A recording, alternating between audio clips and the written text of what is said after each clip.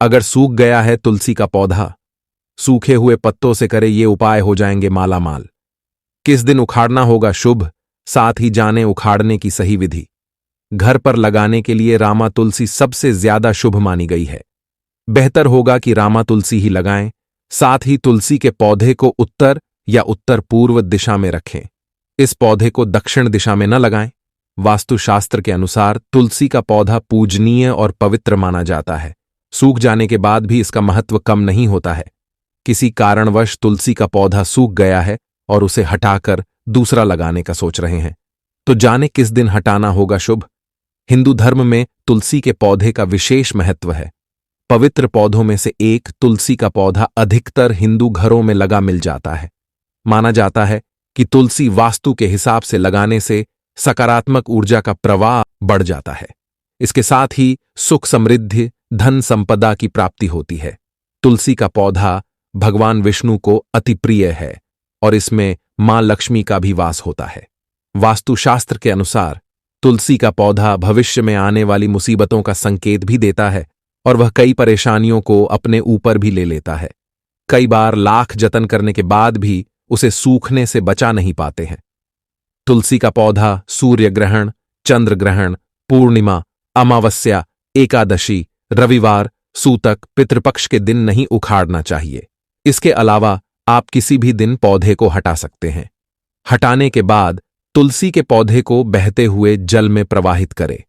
अगर आप बहते हुए जल में सूखी तुलसी के पौधे को प्रवाहित नहीं करना चाहते हैं तो इसकी पत्तियों, लकड़ी से लेकर जड़ का पूरा इस्तेमाल कर सकते हैं। तुलसी का पौधा सूख जाने के बाद उखाड़ दें।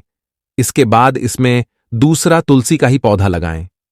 गमले में कभी भी दूसरा पौधा नहीं लगाना चाहिए।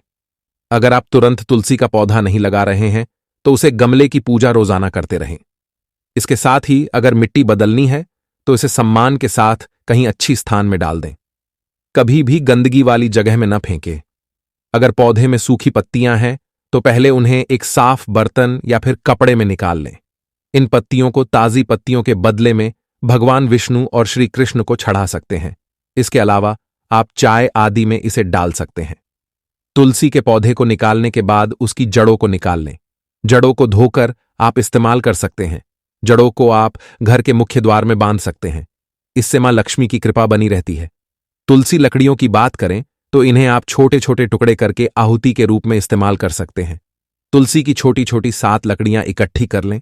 इसके बाद उन्हें एक साथ सूत से बांध दें। इसके बाद उन्हें घी में डूबो एक दीपक में रखकर भगवान विष्णु के सामने जला सकते हैं। इससे वह अति प्रसन्न होते हैं। इस उपाय को एकादशी या फिर किसी भी मास के कृष्ण या शुक्ल पत्र की त्रयोदशी तिथि के दिन कर सकते हैं। सूखी तुलसी की पत्तियों लाल कपड़े में बांधकर अपने घर की तिजोरी के पास या उसके अंदर रख दें। इससे मां लक्ष्मी प्रसन्न होती हैं और खूब धन दौलत देती हैं।